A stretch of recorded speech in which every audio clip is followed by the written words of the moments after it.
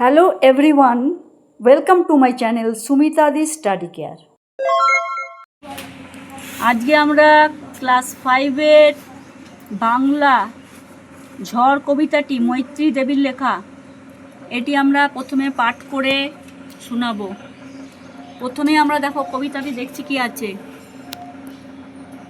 ও মা সেদিন হাটের বারে মাঠের ধারে করতে গেছি খেলা দুপুরবেলা, এমন সময় এলোমেলো কোথা থেকে বাতাস এলো, হঠাৎ থেকে অন্ধকারে সমস্ত দিক কেমনে দিল ঢেকে, বললে ওরা ছুটে পালাই ঘর, ওই এসেছে ঝড়।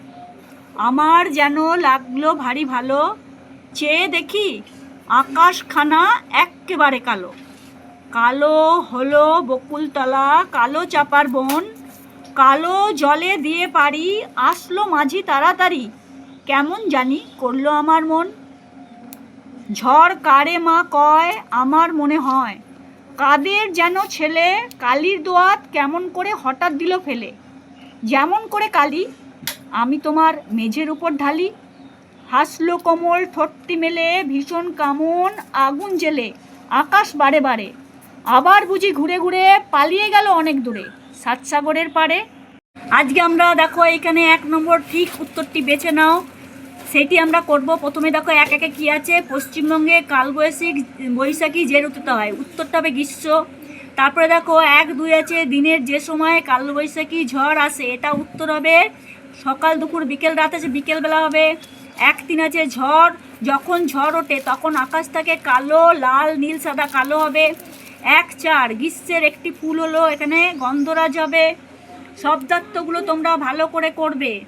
এবার দেখো 2-এর কস্তমের সঙ্গে খস্তম মেলাও। দেখো মাঝি হবে নাইয়া, ঝড় হবে প্রবল হাওয়া, সাগর হবে সমুদ্র, চাপা হবে চম্পক, এলোমেলো হবে অগোছালো। এবার দেখো 3-এর কি বলেছে, চেয়ে ও ভারী শব্দ দুটি আলাদা আলাদা অর্থ বাক্যে ব্যবহার করো। চেয়ে দেখো চেয়ে একটা হয় তুলনা হয়, একটা চেয়ে মানে তাকিয়ে থাকা হয়। এবার দুটিকে দিয়ে দুটি বিভিন্ন অর্থে বাক্য রচনা করতে হবে। যেমন একটা চেয়ে মানে সে আমার চেয়ে বয়সে বড়, আরেকটা চেয়ে এটা তুলনা হলো। আরেকটা চেয়ে মানে তাকিয়ে থাকা, সে সারাদিন আকাশের দিকে চেয়ে থাকে। এবার ভারী দেখো দুটি আলাদা বাক্য আলাদা অর্থ বাক্য করতে হবে। একটা ভারী মানে খুব হয়, একটা ভারী বলতে ওজন বোঝায়।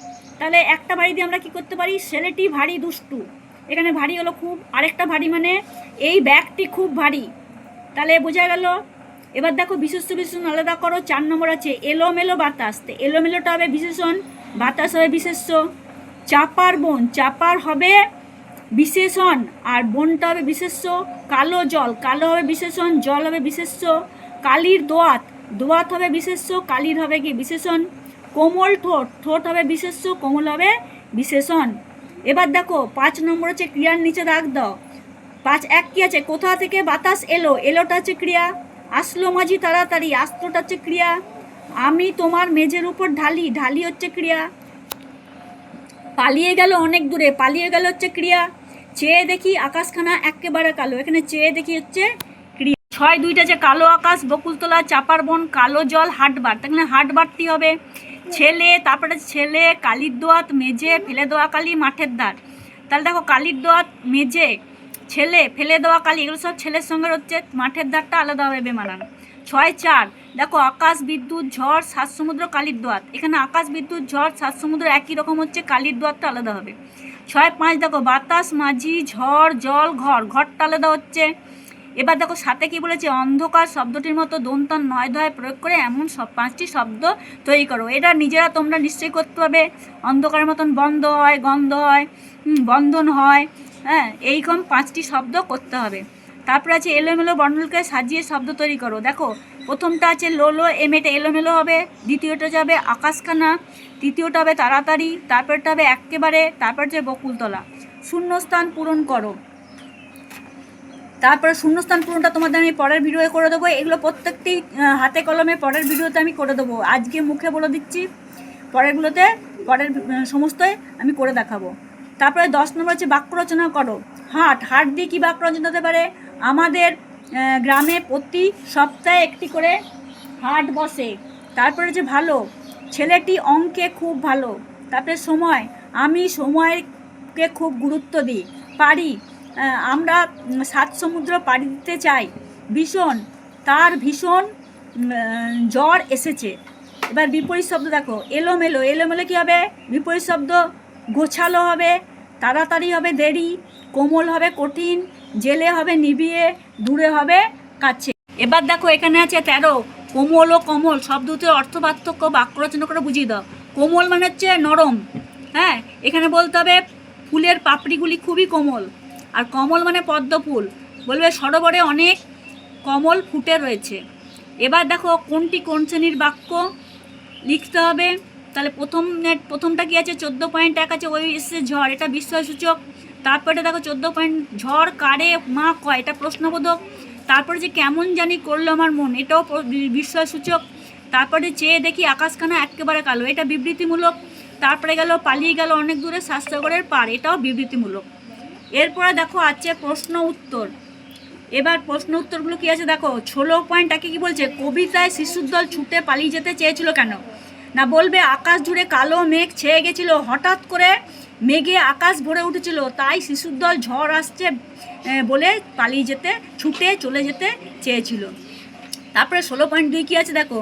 দুপুরবেলা চারিদিক অন্ধকার হয়ে গেল কেন?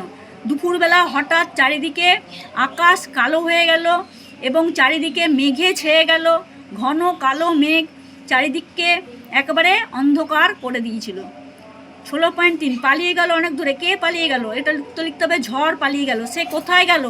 7 সমুদ্রের পাড়ে পালিয়ে গেল। এবার 16.4 ঝড়ের সঙ্গে শিশুর মনে কিসের তুলনা ধরা পড়েছে? এখানে যেমন ঝড়ে আকাশটা কালো হয়ে যায়, তেমনি শিশু যেমন কালির দাঁত উল্টে ফেলে দিলে পরে যেমন কালি হয়ে যায়, কালিটা চারিদিকে ছড়িয়ে পড়ে, তার সঙ্গে তুলনা করা হয়েছে। আচ্ছা, এখানে 16.5টা খুব একটা আসে না, এটা দরকার নেই। তার 16.6টা এখানে করার দরকার নেই, 7টাও দরকার নেই। তারপর বলছে কোনো একটি ঝড়ের দিনে কোনো একটি ঝড় দেখার কথা বন্ধুকে চিঠি লিখে জানাও, এটা তোমরা নিজের মতন করে লিখবে। তারপর একটা ঝড়ের প্রকৃতির ছবি আঁকাটা তোমরা নিজের মতন করে করবে। এবং এর একটি বড় ভিডিও আমি পরবর্তীকালে করব। আজকের মতন এখানেই শেষ করছি। তোমরা যারা যারা ভিডিওটি প্রথম থেকে শেষ পর্যন্ত দেখলে তাদের জন্য অসংখ্য ধন্যবাদ। এবং যারা এখনও পর্যন্ত চ্যানেলটি সাবস্ক্রাইব করনি তারা প্লিজ চ্যানেলটি সাবস্ক্রাইব করে সঙ্গে থাকো আরও ভালো ভালো ভিডিও পাওয়ার জন্য।